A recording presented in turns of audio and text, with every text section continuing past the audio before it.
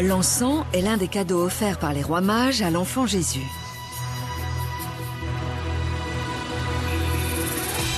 Aussi rare et précieux que l'or, on prêtait à sa fumée des pouvoirs surnaturels qui permettaient à l'homme de communiquer avec Dieu. Depuis sa terre d'origine en Oman, son commerce a donné naissance à une route traversant l'Arabie Saoudite jusqu'en Israël, d'où il était expédié aux 4 coins du monde. Tout au long du chemin, des civilisations entières ont émergé du désert et prospéré.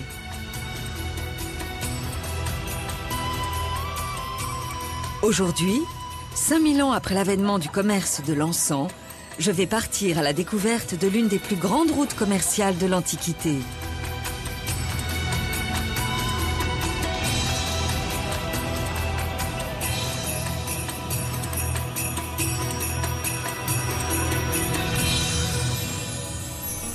Mon voyage a commencé dans les montagnes du sud d'Oman, à l'endroit même d'où partait la route de l'encens.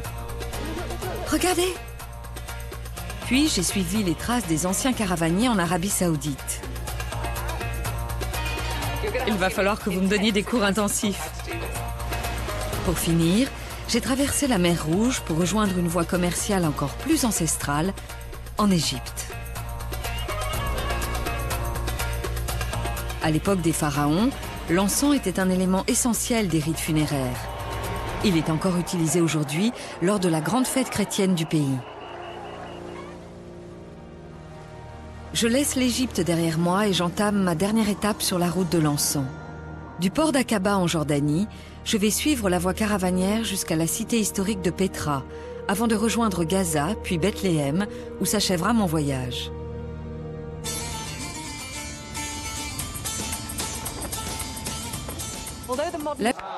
Quand le temple a été détruit par les Romains en 70 après Jésus-Christ, de nombreux rites de la religion juive ont été perdus, et notamment celui de l'encens. Mais aujourd'hui, un groupe a le projet apparemment fou de reconstruire le temple pour la 3e fois sur le site d'origine. Dès lors, pense-t-il, l'encens pourra à nouveau brûler pendant une cérémonie religieuse. J'ai rendez-vous avec un rabbin qui a consacré toute sa vie à ce rêve. Bonjour. Bienvenue. Vous êtes Yehuda? Je peux vous serrer la main? Essayez toujours. Merci. Je ne sais jamais si je suis autorisée à le faire ou non. L'organisation de Yehuda Glick a recherché les caractéristiques architecturales du temple dans les textes sacrés afin de le reconstruire à l'identique. Ils ont réuni plusieurs dizaines de millions de dollars pour pouvoir commencer les travaux dès que possible. Yehuda a même préparé un mélange sacré d'encens. Ça sent très bon. Quand les gens viendront au temple, ils voudront rencontrer Dieu avec chacun de leurs 5 sens. Ils voudront s'en approcher le plus possible. L'odorat est le plus spirituel de nos sens. Quand quelqu'un arrive à Jérusalem, il veut humer la sainteté jusque dans ses poumons. Il la sent et il se sent proche de Dieu. Ils éternueront quand Jérusalem sentira l'encens. Je suis un peu perdue parce que vous parlez de ce rituel comme s'il était toujours en vigueur. L'encens intervient-il encore dans les cérémonies juives? Il était utilisé chaque jour dans le temple jusqu'à ce que les Romains le détruisent, il y a 2000 ans. Mais ce rituel va renaître, je l'espère, très bientôt. Et lorsque le 3e temple sera construit, alors nous apporterons tous les jours de l'encens jusqu'à l'autel. Voici l'encensoir en taille réelle. Il est en bois d'acacia recouvert d'or. C'est de l'or massif? C'est de l'acacia doré à la feuille. Ploie. Je n'attends plus qu'un coup de téléphone. De qui? De Dieu? Le coup de téléphone du gouvernement israélien et des Nations Unies nous annonçant que nous avons obtenu le permis de construire. Après, je vous appellerai pour que vous m'aidiez à porter tout ça. Tout est prêt pour le 3e temple.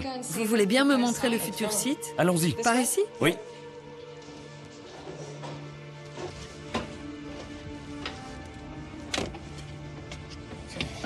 On monte vers le ciel. Vers le soleil. Ici, vous pouvez voir la pierre de la fondation, où Dieu a débuté la création du monde. Ne filmez pas le désordre. Filmez plutôt ce désordre-là. Pourquoi parlez-vous de désordre? Parce que les Juifs ne peuvent pas se rendre librement sur le lieu le plus sacré du judaïsme. Les musulmans se sont appropriés le site tout entier. Nous essayons de diffuser un tout autre message. Un message selon lequel tout le monde, y compris les musulmans, y compris les chrétiens, peut s'unir autour d'un même lieu de prière. Et où se trouvera ce lieu de prière?